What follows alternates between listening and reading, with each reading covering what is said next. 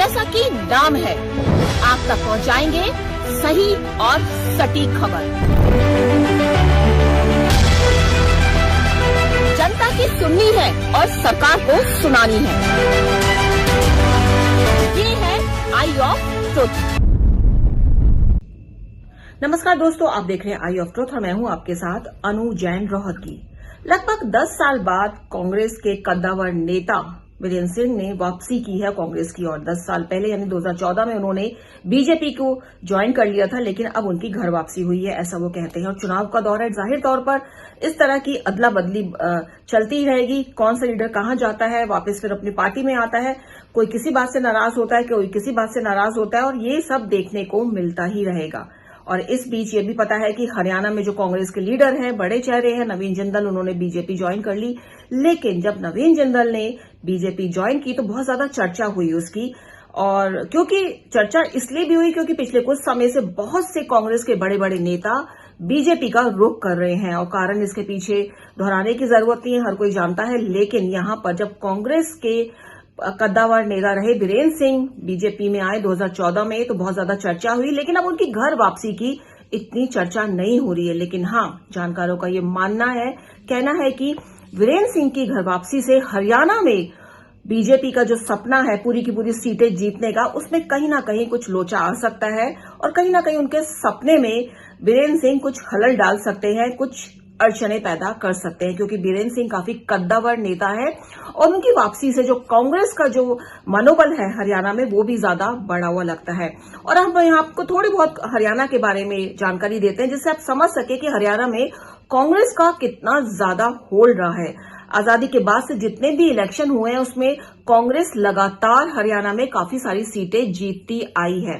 लेकिन 2014 में मोदी लहर के चलते हरियाणा पर भी इसका असर पड़ा और बीजेपी ने वहां पर हरियाणा में 2014 में 7 सीटें जीती थी।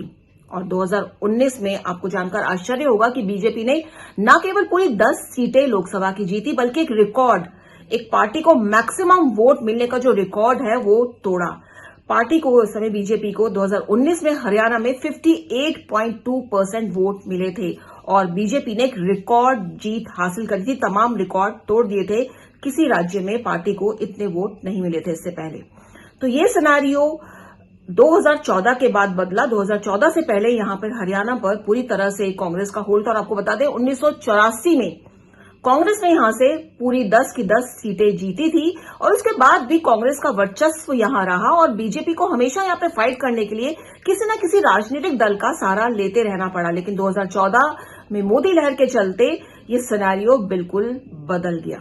लेकिन हाँ, 2024 अब सामने है और जो जानकार कह रहे हैं कि हरियाणा में वीरेंद्र सिंह की वापसी और बीजेपी में भी अंदर अंदर जो कुछ गुटबाजी चल रही है, उसका खामियाजा भुगतना पड़ सकता है। और उससे ज्यादा ये भी है कि यहां पर कांग्रेस और आप मिलकर लड़ रहे हैं।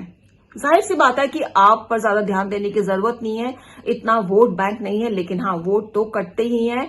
और जो आपके उम्मीदवार वहां कन्विंसिंग करेंगे, कहीं ना कहीं पार्टी का जो झुकाव है लोगों का पार्टी की तरफ रहता ही है। तो आप और कांग्रेस मिलकर लड़ रहे हैं।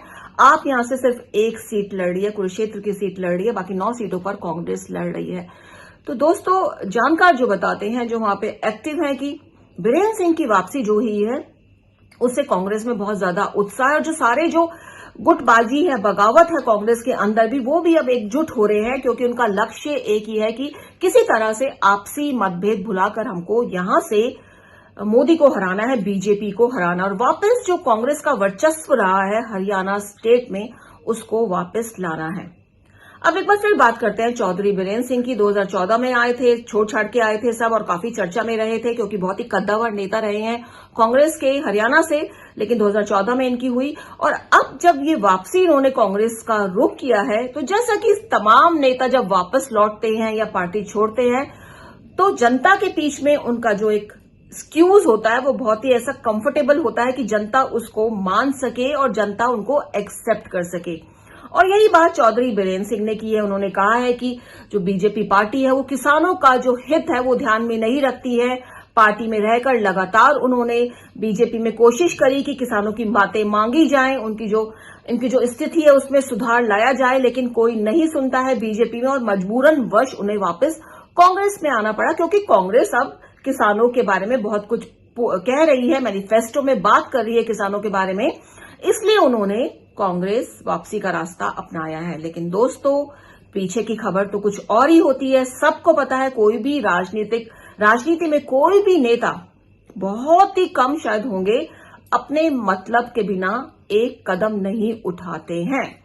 तो यहां पे जो बात सामने आई है कि हिसार सीट पर जो बीजेपी में सांसद रहे थे, उन्होंने भी अब कांग्रेस ज्वाइन की है। बीरेन्द्र सिंह के बेटे ब्रजेंद्र सिंह हिसार सीट पर सांसद थे, लेकिन इस बार यहां पर बीजेपी ने निर्दलीय उम्मीदवार को उतारा है, रंजीत नाम के उम्मीदवार को उतारा है, और इसके चलते जो एक नाराजगी बनी, उसके कारण भी ये सिनेरियो पैदा हुए। और कुलदीप बिश्नोई ने भी बीजेपी ज्वाइन कर ली। उसके बाद भी हिसार से लगने लगा साफ कि यहां पे ब्रजेंद्र को दोबारा लड़ने के लिए टिकट नहीं मिलेगा। वो सांसद हैं अभी बीजेपी के, और वो भी बीजेपी छोड़ के कांग्रेस में आए, और उनके पीछे पीछे वीरेंद्र सिंह भी आ गए, क्योंकि पार्टी ने, राजनीति में हर कोई जानता है कि सबसे पहले इन राजनेताओं के सामने अपना परिवार है।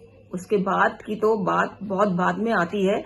सबसे पहला अपना परिवार है। ब्रजेंद्र को जब टिकट नहीं मिला उनके बेटे को, तो वो भी कांग्रेस में आ गए, और वापस वीरेंद्र सिंह भी वापस यहां पर आ गए। अब माना जा रहा है कि वीरेंद्र सिंह को सोनीपत से लड़ाया जा सकता है, और ब्रजेंद्र को वापस हिसार से टिकट दे सकती है कांग्रेस, जिन शर्तों पर ये शायद अंदर ही अंदर कुछ शर्त लगी होगी, और ये वापस आए होंगे हरियाणा की कांग्रेस में, इनको स्ट्रांग करने के लिए कांग्रेस में आए होंगे।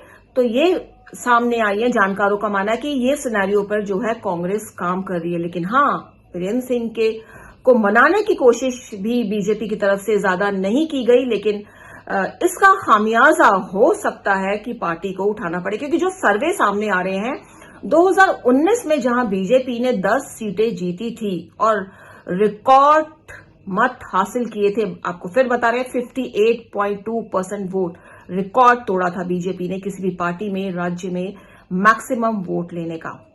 इस बार जो सर्वे सामने आ रहे हैं, बताया जा रहा है कि बीजेपी को 10 की बजाय 9 सीटें पर ही संतोष करना पड़ सकता है। और इसका एक कारण यह भी बताया जा रहा है कि जो थोड़ा बहुत विद्रोह चल रहा है अंदर, और आप और कांग्रेस मिलकर के लड़ रही हैं, और इस बात पर और मोहर लग जाएगी, क्योंकि एक कद्दावर नेता की वापसी हुई है कांग्रेस में। वीरेंद्र सिंह का अपना एक वोट बैंक है हरियाणा में, सभी जानते हैं।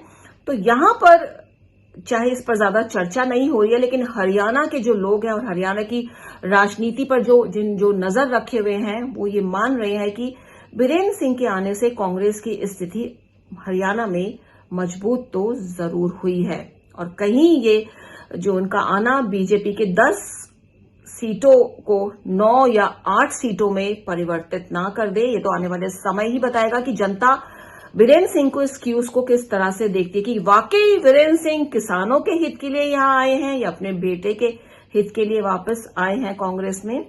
ये तो आने वाला समय ही बताएगा। दोस्तों, कोशिश करते हैं आपके सामने नए नए मुद्दे लेकर आए, फैक्ट्स के हिसाब से आपके सामने हम समीक्षा करते हैं, और जनता तो जज है ही। जनता के सामने तो हम कुछ कह ही नहीं सकते, क्योंकि जनता को अपना भी अपना सोचना समझना है कि जो चीजें आपके सामने पेश की जा रही है वो कितनी धरातल से जुड़ी हैं, कितनी इसमें सच्चाई है। तो दोस्तों, इसलिए बने रहिए हमारे चैनल के साथ, आई ऑफ ट्रुथ के साथ।